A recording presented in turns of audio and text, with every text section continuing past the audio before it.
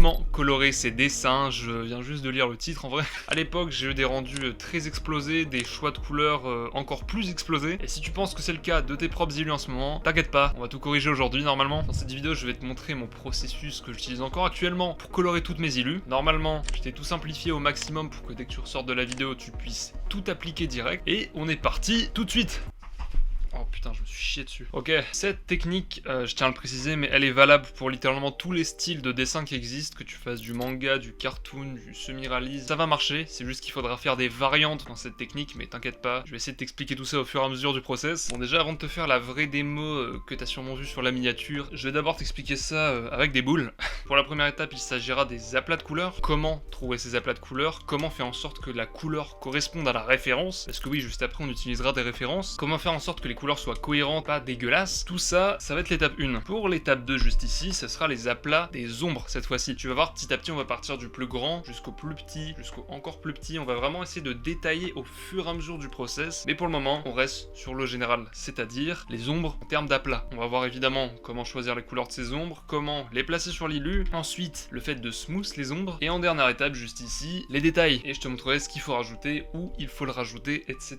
Donc maintenant que tout ça c'est compris, que t'as les 4 étapes en tête, on est tout de suite parti avec cette référence. Et surtout, ce croquis que j'ai déjà fait au préalable, évidemment, cette vidéo ne sera pas sur ça. J'ai déjà fait des vidéos sur les portraits si tu veux savoir un petit peu comment faire. Bon, déjà, la toute première étape ici, ça va être de trouver la couleur de base. Alors, comment trouver l'aplat de cette couleur de base? Et bah, il y a plusieurs manières de faire. La première, c'est d'essayer de chercher, voilà, ici, la couleur jusqu'à ce que ce soit la bonne, mais c'est rarement la bonne, hein. Donc c'est pour ça que je vais d'abord te proposer de flouter les yeux. Et en floutant les yeux, vu que ça va un petit peu flouter l'image, tu vas voir une couleur qui va ressortir. Donc là, moi, en l'occurrence, c'est celle-ci. Et tu regardes où elle se situe sur la roue chromatique juste ici, donc je te l'explique rapidement. T'as la luminosité ici, donc moins il y en a, plus c'est noir, plus il y en a, plus c'est blanc, enfin bref, voilà. La saturation juste ici, donc plus c'est saturé, plus c'est coloré, moins ça l'est, plus c'est noir et blanc. Et juste ici, c'est juste les couleurs, tu vois comment ça tourne autour comme ça. C'est ce qu'on appelle teinte, saturation, luminosité, c'est ce qu'on va utiliser pour cette vidéo. Et pour notre personnage ici, la teinte, saturation va se situer à peu près ici comme ça. Se balader sur ce truc-là en essayant de trouver la couleur de la peau, c'est toujours un petit peu compliqué, surtout si tu débutes. T'as jamais vraiment des couleurs qui ressemblent énormément, à vrai dire. Donc ne t'inquiète pas mon ami, je vais te montrer ça tout de suite. Ce que t'as juste à faire, c'est simplement pipette la couleur. Donc là par exemple, moi je vais prendre celle-là qui est juste ici. Et tout simplement regarder où elle est par rapport au spectre. Donc d'après la pipette, on se situe à peu près dans les tons orangé, rouge, pas trop clair, pas trop foncé non plus. Et une fois que tu l'as mémorisé, tu pètes tout et t'essayes de le retrouver. C'est un peu le truc que je te conseillerais de faire si vraiment tu veux habituer ton cerveau à trouver les bonnes couleurs du premier coup. En tout cas, c'est ce que j'ai fait et ça a très bien marché pour moi pour le coup. Donc je te le conseille vraiment. Et une fois que tu as cette teinte, tu peux mettre l'aplat de couleur sur ton personnage. Ça aurait été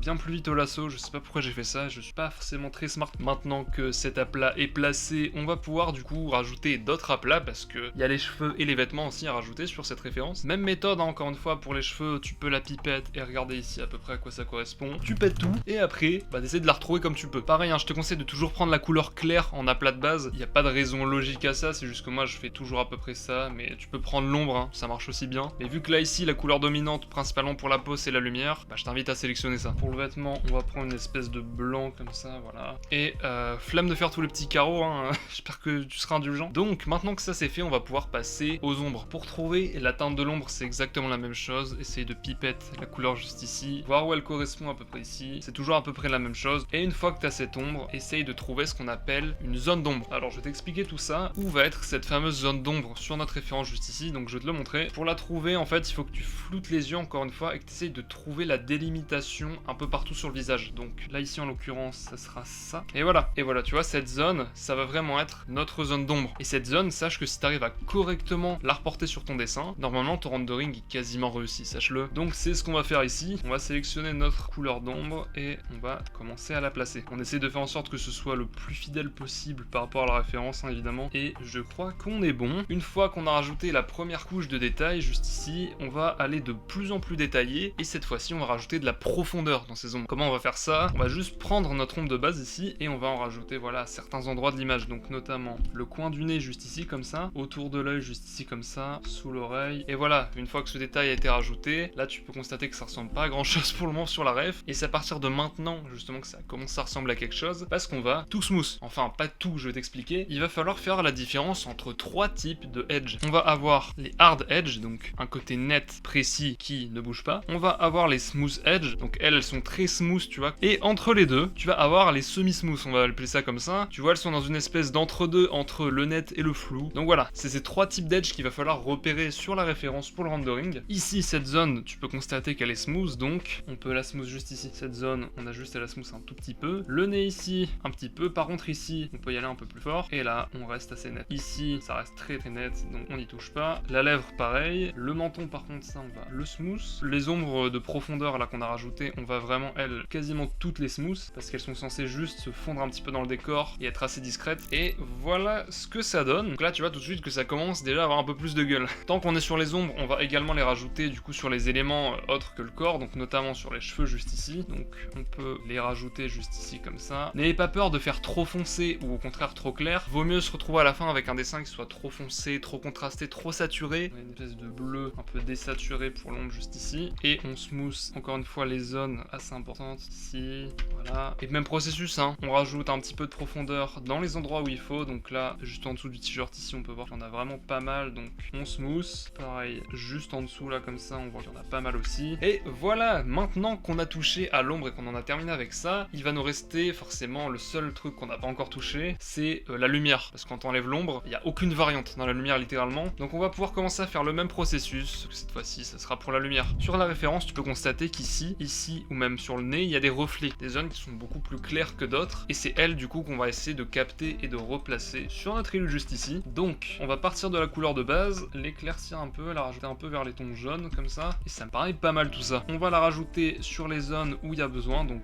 le front, ici sur cette zone là, un petit peu sur cette zone là aussi, sur le nez, un petit peu ici, et après, tu connais la chanson, il te reste juste à tout flouter, et ensuite pour rajouter encore plus de profondeur à cette peau, on va rajouter des reflets qui eux seront encore plus blancs, parce que tu peux constater qu'il y en a des encore plus clairs juste ici, donc on va aller cette fois-ci quasiment dans les blancs, tu vois, et là on va pouvoir commencer à rajouter des reflets qui seront déjà beaucoup plus violents, et eux pour le coup ils vont vraiment donner une vraie intensité au dessin. On en a juste ici comme ça, de là, au bout du nez, sur le rebord de la lèvre un petit peu, et juste ici. Évidemment, qui dit reflet dit aussi ombre, ce qui fait que la zone de reflet va aussi avoir des zones un petit peu plus foncées, notamment tu peux les voir juste ici, un petit peu sous l'œil comme ça, ici, ou même ici, un petit peu dans le coin de la bouche, donc ça, c'est des éléments qu'on va rajouter aussi. Donc on part de l'ombre, on la rend un petit peu plus foncée, cette fois-ci on va pas saturer violemment, vraiment là le but ça va être de vraiment avoir des variantes très légèrement différentes, donc on les place sur le coin de la bouche comme je l'avais dit, comme ça, et une fois qu'on est sûr de nous, on peut tout flouter encore une fois, voilà. Évidemment, le processus qui est génial avec lui, c'est que tu peux le répéter pour absolument tout, donc si par exemple là je me dis, il y a une espèce de boon slide dans le cou, et que j'aimerais du coup la répertorier sur mon dessin, bah c'est pareil, je peux utiliser exactement la même technique, donc on va sélectionner une espèce de orange assez clair et assez saturé, voilà comme ça, et on va pouvoir commencer à le placer sur l'image. Donc pareil, toujours des formes simples au début, vraiment pas se compliquer la vie au début, c'est vraiment pas le but